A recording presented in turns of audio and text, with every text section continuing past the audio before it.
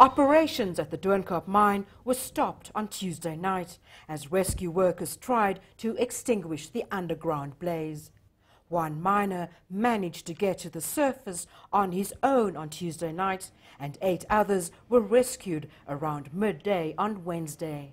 Mine management said the fire had been caused by a rockfall as a result of a seismic event with a magnitude of 2.4 on the Richter scale.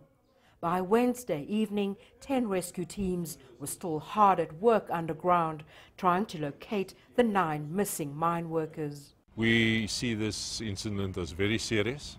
Any fire in a mine is very serious because it affects lives. And in this case, we were very fortunate to take out 8 people alive out of a refuge chamber, but we are now looking for 9 people which is unaccounted. So we are at that stage at the moment.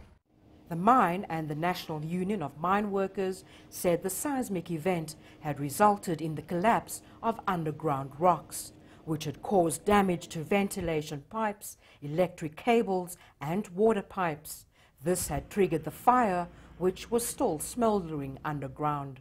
We are very concerned and disappointed about the incident, but then we are also calling for an urgent investigation to check whether could this have been avoided.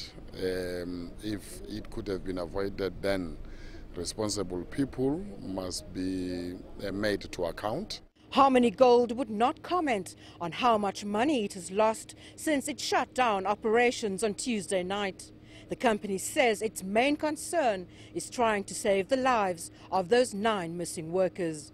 Renat Al-Kham, CCTV, Doornkop, west of Johannesburg.